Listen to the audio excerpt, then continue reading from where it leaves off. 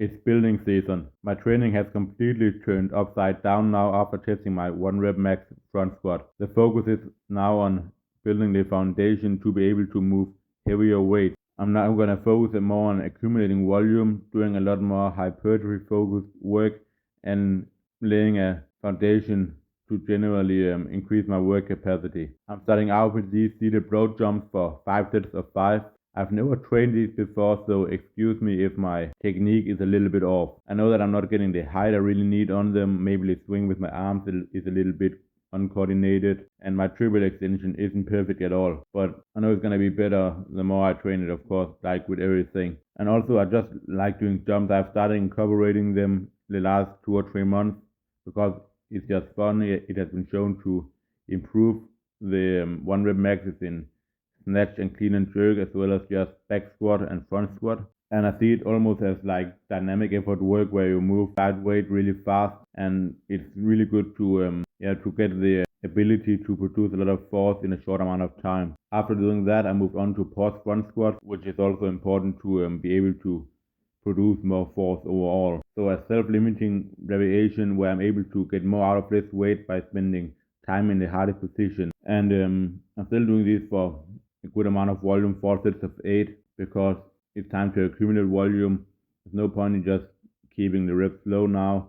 So I'm taking these 9 weeks to just build a really good foundation to be able to move heavier weights when I get there again. I'm making sure that these pauses are 2 or 3 seconds long by using a metronome beat, because what I see a lot of people do is that their pauses end up being like 0.5 seconds, and then it really takes away from what actually is the purpose of the movement, which is to make all the stored up elastic energy in the tendons disappear. And if you only pause for 0.5 seconds, that doesn't really happen. Also, I'll just say that in general, I just love high volume a lot. For me, there's something special about cranking out high rep sets, feeling the quad burning, the heart rate getting up. I just love it so much more than just doing sets of 3, 2, and 1. After that, moving on to hack squats for 4 sets of around 15, where the 2 first sets is about RP8, the last 2 sets to failure.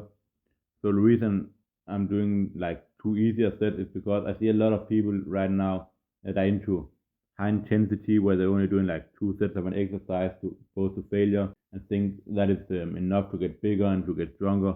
And it might be if you're a beginner, if you're not used to taking things to failure. But if you are really someone who has been training for a while, then just cutting your like half your volume off, like even though you're going to failure, it isn't really gonna work. Like you're not gonna get better at anything by spending less time in the gym. It doesn't really add up if you ask me at least. So that's why I like to do these 2 easier sets, because they're not gonna be too fatiguing, but they almost double the overall volume I'm gonna do on that exercise for the day, which is gonna contribute a lot to hypertrophy and strength gains in the long run. Then to end the training, I'm ending with possibly one of the hardest things you can do in the gym, which is surge walking lunges, and I'm ending with these for no other reason than them just being brutally hard. If you're able to do stuff like this, hard things like these to end the training, then you're basically capable of doing anything. Like your work capacity is gonna be truly roof if you can bust out sets of these to end the training. So I'm doing 3 sets of 20 here, which is 10 reps per leg. The brutal thing about these is that you're gonna feel halfway through like, fuck man, I don't wanna keep doing this anymore. But it's like your legs still have the power to keep going, but it's just your mind that are playing games with you. Your legs are shaking, your lungs are burning, all that kind of shit. You feel like you're going to pass out. So it's more of a mental game of how much pain you are able to endure, and just just go through all that suffering. Anyway, that is the training. I will try to get these videos out every week. So let me know if you like it. If you have any questions, if you liked it, leave a comment. Then let me know. Leave a like and share it with friends. And I'll see you guys later.